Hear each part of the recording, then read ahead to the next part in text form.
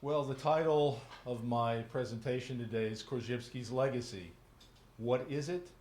How do we carry it on? In the way that I'm using the term legacy here as a thing handed down by a predecessor, Korzybski's legacy has a number of related aspects. Partly it consists of tangible objects, artifacts and archives left behind. Partly it consists of the Institute of General Semantics itself. However, mainly today I want to focus on what Korzybski taught, the legacy of the wide-ranging system of formulations known as GS, General Semantics. Korzybski advised that when you study someone's work, and when I go into this accent, I'm trying to do my best to simulate or imitate Korzybski's voice. Korzybski advised that when you study someone's work, read not only what you read, but study the author. In other words, do your best to get inside his or her head, find out what problems they tackled, what questions they asked, what they wanted to say. I've studied the author, and I want to share with you some of what I've learned about Korzybski's work. What constitutes the core of what he taught, his legacy? How has it come down to the present? What opportunities exist for us now to carry it on? Sometime in 1919 or early 1920, Korzybski, then living in New York City, stood atop the Woolworth building, then the tallest building in the world. He'd already spent half a lifetime observing the results of human folly, including his own. As he said, "I simply was getting sick and tired of human stupidity." As he marveled at the view below, two questions colored his thoughts. Questions that had spiraled around in his head for most of his 40 years. His first question had occurred to him on his family's farm in Russian Poland, where as a boy he had begun observing animals and people. He didn't doubt that animals such as horses could think. As an experienced rider and horse trainer, he had known horses whose good sense seemed to exceed that of humans he had known. Yet he also remembered the peasants who, complaining about excessive work demands, had exclaimed, "Master, we are not beasts." That stuck with him. What made the difference between animals and humans? Since the end of World War I, which he had experienced firsthand in battles on the Eastern Front in Poland, he had more time to think along a second, connected line of questioning. What made the differences between different kinds of human activity and enterprise? Why is it that bridges, man-made structures, don't ordinarily collapse, while broader social structures, also man-made, fail or collapse much of the time? Looking over downtown Manhattan, his puzzlement seemed to crystallize. I was looking over New York, that enormous city, steaming, boiling with life, and I asked myself the question, how it happens, the physical side of it, looking at the street at Broadway. You saw vermin crawling, and the vermin were humans. They were so small because the height was so great. And the streetcar was a caterpillar. Looking at that, I was much intrigued. I was fully aware that every one of those little bits of humans there, every one was full of joy, sorrows, and whatnot. And who did that tremendous thing called New York? That vermin did it. I didn't get the answer there, but I was asking how humans, little things like that with such a wealth of personal life, how in the dickens can they do such a thing as New York, London, Paris, wars, revolutions? Korzybski's questions still seem relevant. Almost 50 years later, about a block from the Woolworth building, construction would begin on the World Trade Center complex. When completed in 1973, the iconic Twin Towers, sturdy marvels of engineering, became for a time the tallest man-made structures in the world, a distinction that the Woolworth building had lost long before. Some little bits of humans had done them. The towers would remain in place until September 11th, 2001, when they became collapsible structures, death traps for nearly 3,000 people. Today, you can no longer go to the top of the Woolworth building, I understand, because they've put it off limits to tourists for security reasons. But if you could look down west-southwest from there, you would see an expanse where those towers had been, now a memorial site, with gaping craters. Some little bits of humans had done that too. How in the dickens could they do such a thing? In the spring of 1920, on his sister-in-law's farm outside of Kansas City, Missouri, Korzybski struggled with his questions as he typed out the first draft of what would become his first book, Manhood of Humanity. One night he sat up in bed with an answer that came to him in his sleep. We can transmit from generation to generation. I cried. I didn't have the term time binding then. It took me a day, maybe about 2 or 3. I had to have a label. Then I built up the terminology. We can transmit, whether we do or not. Theories, religion, taboos. They cut off the heads in some tribes, a method of stopping time binding that is simple and effective. With the formulation of time binding, Korzybski had a clear general answer to his first question. What distinguishes us from other forms of life relates to our ability to transmit information from one human being to another, using our characteristic ability to use language and other symbolism. We can learn from our own experience and that of others in ways that animals don't seem capable of. Together we can form cultures, and from a larger time perspective, each generation has the potential to start where the previous generation left off, and thereby to accumulate useful knowledge at an ever-accelerating rate. In this way, the notion of time binding provides, in very general terms, a standard for assessing individual and group behavior. The notion of time binding also gave Korzybski a general answer to his second question about the differences between different kinds of human activity. In Manhood of Humanity, published in 1921, he proposed that humans mainly did not adequately fulfill their time-binding potential. In mathematics, the exact sciences, and technology, time binding seemed to work relatively well. In the rest of life, not so much. With rough formulas and graphs, he predicted that the growing disparity in rates of time binding progress between different fields, those that follow more scientific, more consciously time-binding standards, and those that do not, would lead to greater possibilities for future and greater social messes. For the remainder of his life, he would explore the reasons for this disparity and focus on methods to reduce it. To a great extent for him, this boiled down to exploring epistemology, studying how we know what we say we know in science and the rest of life.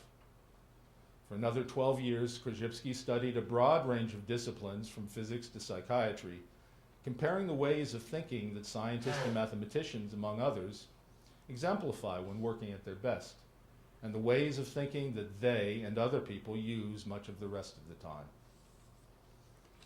As Korzybski had come to see it, the inherited thought world underlying the sciences, and indeed the rest of Western culture, had come to a dead end.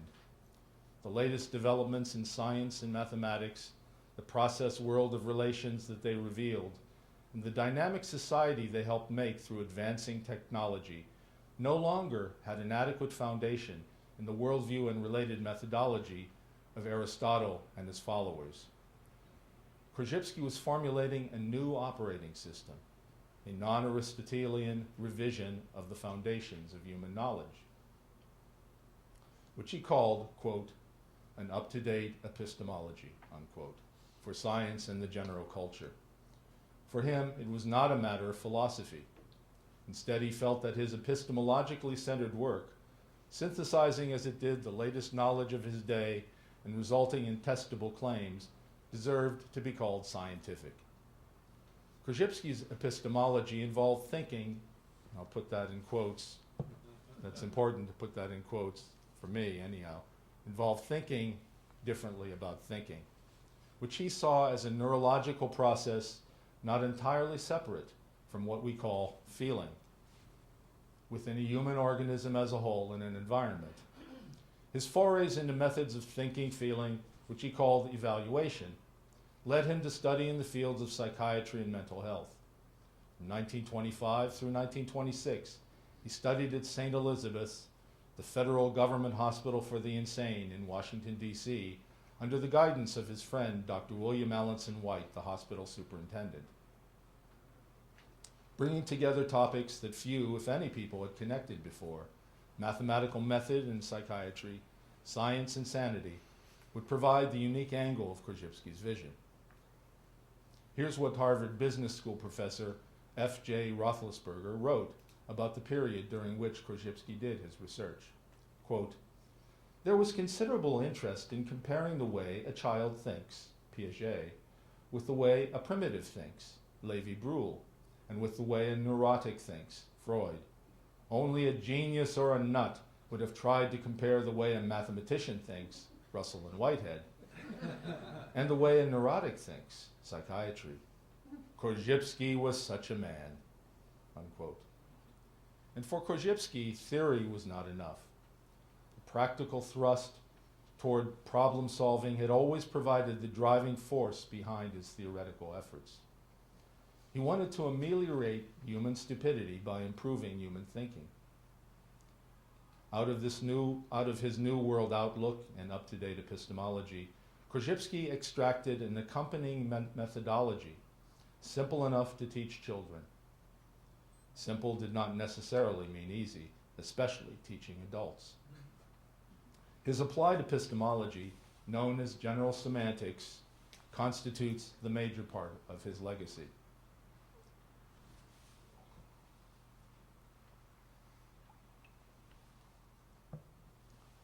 Korzybski had already started teaching his practical theory before his second book, Science and Sanity. And I say that slowly because if I say it quickly, it sounds like science insanity.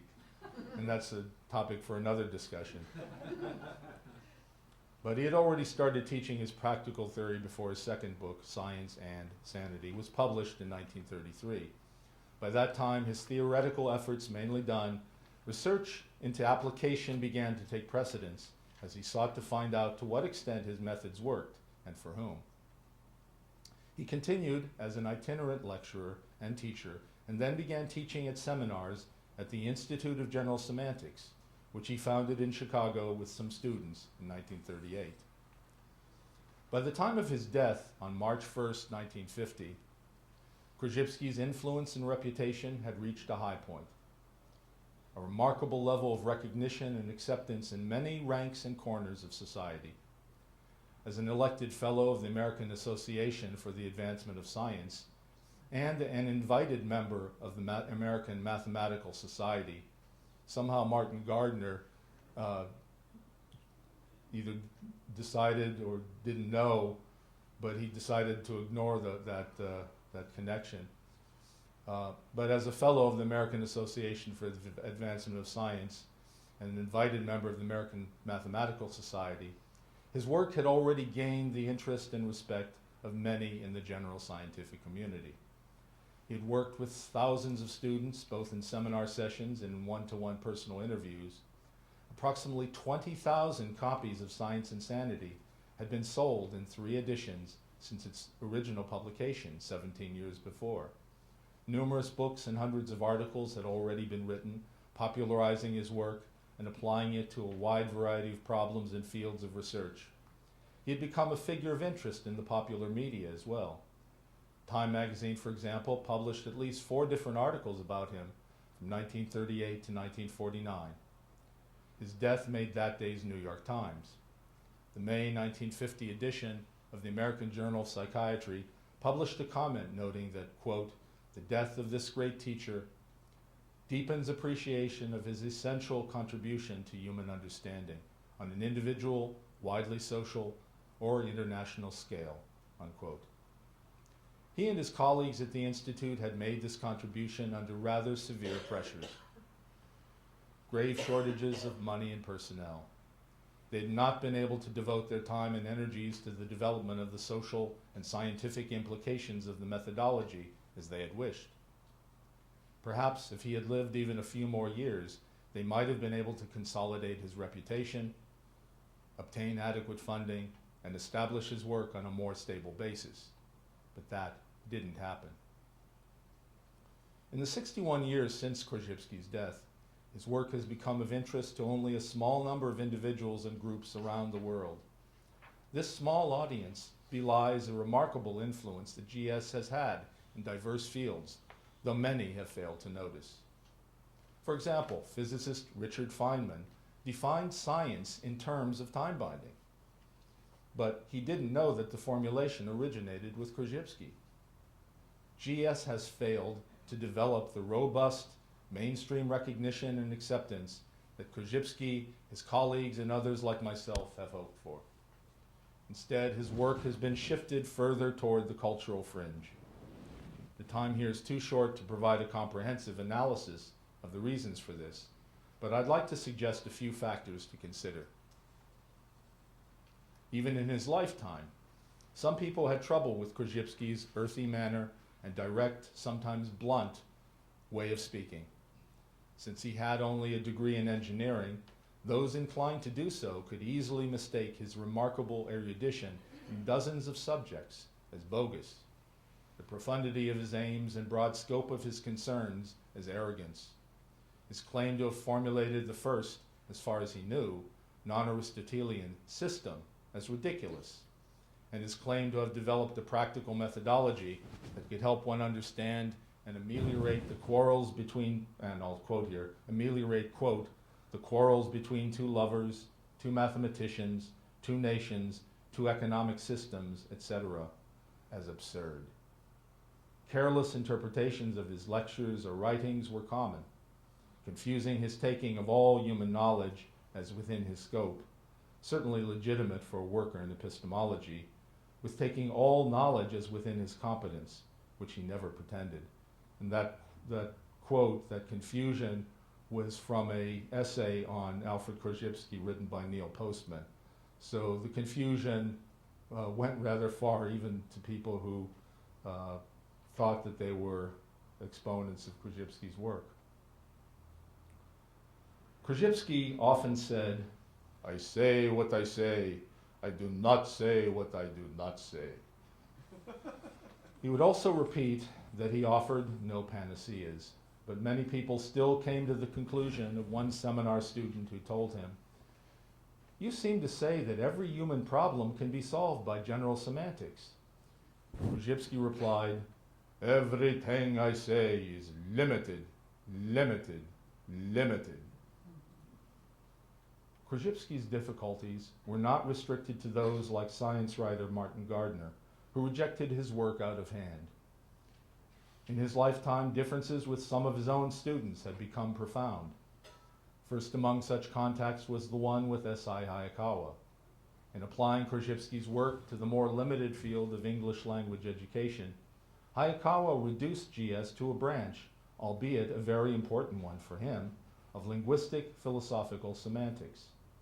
He thus helped to magnify the confusion that had already resulted from Korzybski's choice of terms, general semantics, for his general study of human evaluation, which certainly covered but was not restricted to concerns about linguistic meanings.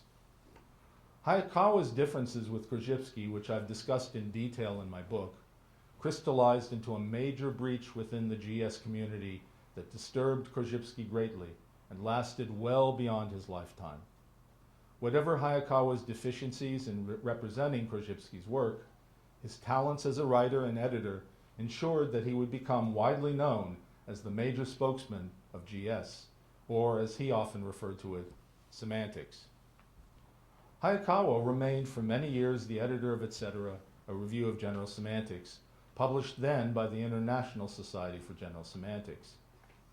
Under his influence, the Society, an independent organization founded in 1942 by some of Korzybski's students to promote his work and help raise funds for the Institute, became in some ways a rival to the Institute. From 1950 until 2003, when the Society merged with the Institute, the two organizations roughly represented two different approaches to GS. The Society, even after Hayakawa left, etc., tended to dilute GS in a way that didn't always adequately represent Korzybski's wider aims and the power of his approach.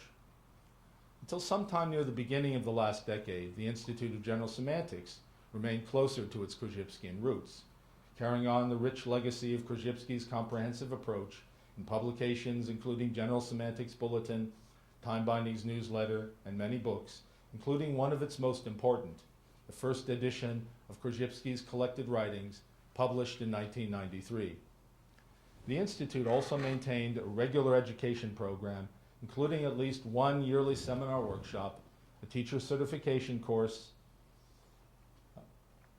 including an advanced graduate level seminar in science and sanity, and several graduate level courses on GS in philosophy and GS in the history of science. Despite ongoing financial struggles and personnel shortages, such programs continued into the first part of the last decade, over 50 years after Korzybski's death. Quite remarkable record for a freestanding organization operating without an institutional academic net. In 2011, Korzybski's legacy has become substantially hidden and underutilized. For example, how many of you know how much GS-related research has been done over the last 70 or so years? Documented in various publications, especially by my friend and teacher, the late Kenneth G. Johnson. How much can we expect of any new research if the knowledge of what's been done already remains unavailable or difficult to find? What are the prospects for further research, development, and education in GS if we don't know or make use of what's already been done? The Institute of General Semantics itself had its 73rd anniversary this year.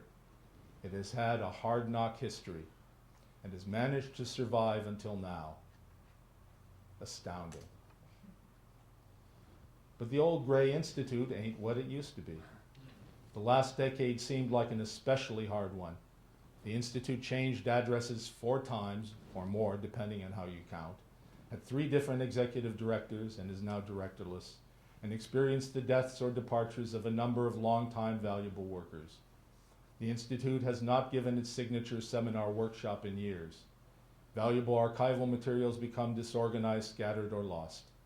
I don't have figures on institute membership and income, but would not be surprised to learn that both had dwindled. The institute's publication wing, including internet presence, appears more active, though not without problems. Have you ever gone to a website and found many lost links, or no links at all where you expect to find them? I think lost links summarizes a great deal of the Institute's general problem. Central to all of the symptoms I've mentioned, the Institute's link to its tradition has become significantly broken. The Korzybskian stream of inspiration at the Institute has dried up. Partly, this has resulted from factors outside of anyone's control. Korzybski's closest students and co-workers are gone. Chiefly among them my mentors, Charlotte Schuchart-Reed and her husband, Alan Walker-Reed, who both died in 2002. Many of their students and closest co-workers who made major contributions to GS-related education and scholarship at the Institute have died or have left for other reasons. The loss of their living inspirational presence cannot be easily measured. The Institute served for many years as the major hub for Korzybskian GS scholarship and education. Can it revive itself to operate effectively to promote and build upon the Korzybskian legacy in this internet age? I don't know. The rise of the electronic information age provides a beautiful example of what Korzybski predicted in 1921 in Manhood of Humanity, in which Sherry Turkle's research corroborates that the rapid growth of technology and associated socio-cultural changes would increasingly challenge human abilities to cope and adequately relate to one another. I'm convinced that Korzybski's legacy, the evaluational system that he formulated and that others have built upon, provides valuable means for dealing with these new challenges. In turn, the new technologies provide tools and opportunities for those of us who want to carry on the legacy. Ultimately, whether at the Institute or elsewhere, carrying it into the future will have to be done by individuals who care enough to carry it on. Words are not enough. Caring enough requires passion. Caring enough requires action. Caring enough requires daring to ask hard questions, daring to inquire, to get outside the complacent comfort zones of what we think we know. What Korzybski actually taught has gotten terribly obscured by the perpetuation of the errors made by a torrent of inept but influential critics, and by students with a faulty grasp and inadequate application of the work. Work that has now become widely unread or misread and superficially understood. Nice talky talk about it will not suffice. To adequately carry on the legacy, we must study more, and we must do more, and the studying and doing must go together. My dear friend, the late Homer J. Moore Jr., a relatively unknown but important institute worker and teacher in the years when I was most involved, approximately 1979 to 2004, referred to himself as a student practitioner of the discipline, despite the fact that he had achieved an advanced level as a scholar and teacher of Korzybski's work. What kind of student practitioner are you? Is your confidence that you know and understand GS warranted? How many of you have carefully studied Manhood of Humanity, Science and Sanity, Korzybski's collected writings? How many of you have carefully studied the work of the most important continuators and builders upon the Korzybskian tradition? How many of you know who they were? Without an adequate knowledge of that tradition, how can you apply it? And if you don't apply it, internalize it, and use it as a discipline in your own life, how can you adequately understand the theory, its scope, and its limitations? I'm not talking about blindly following orthodoxy, most un-Korzybskian. Our tradition, rightly understood, does not wield an inflexible veto, but our tradition must be given a vote, a very important vote indeed. Remember the quote from Korzybski that I started with, study the author. I was privileged to apprentice at the Institute with some of Korzybski's most important continuators. In Korzybski, a biography, I sought to give insights into the continuing value of the tradition by showing the living struggles of Korzybski and his co-workers, including his wife Mira, as they worked to find some means to ameliorate human stupidity. I'm convinced that the treasures of the Korzybskian past, treasures that have become hidden and buried, provide keys to opening doors of future possibilities, perhaps keys to other treasures, even hidden treasures within ourselves. I've discussed some of the factors responsible for the hiding of the legacy, but here we are. And the legacy, like a half-buried treasure, can still be uncovered by those student practitioners who have the passion to search diligently enough to find it, study it, use it, live it.